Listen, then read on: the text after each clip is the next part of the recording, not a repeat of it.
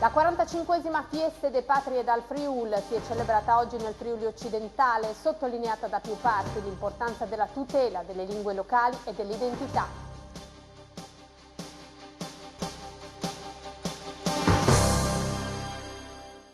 E andiamo a Vitodasio, dove si è tenuta la cerimonia per quest'anno per la Fieste dei Patrie dal Friul, un'occasione per rimarcare con forza la necessità di tutelare le lingue locali e le identità. Vitodasio è stato per un giorno capitale del Friuli. La 45esima edizione della Fieste dei Patrie dal Friul si è tenuta infatti nel comune del Friuli occidentale. La celebrazione è stata l'occasione per un importante annuncio.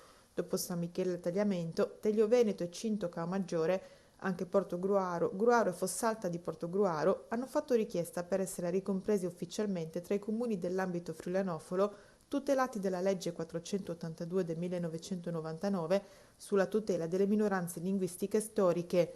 La giornata si è aperta con l'esposizione della bandiera del Friuli sul monumento ai caduti di Vitodasio. Poi dopo la messa ha preso il via la cerimonia civile con la lettura della bolla dell'imperatore Enrico IV. Nei discorsi è stata sottolineata da più parti l'importanza della tutela delle lingue locali, ma anche delle identità. Festa del Friuli, momento di grande unione tra le comunità germanofona, slovenofona e chiaramente friulanofona. Ma c'è anche spazio per la lingua italiana. Abbiamo avuto dei messaggi da diverse parti del mondo che ci hanno confortato insomma, in una identità che è multilingue sì, ma sicuramente monoidentitaria, quindi ci hanno confortato nel fatto che si sentono tutti molto friulani, fondamentalmente convinti ecco, di appartenere a una storia, a una cultura, a una tradizione ed anche a un territorio.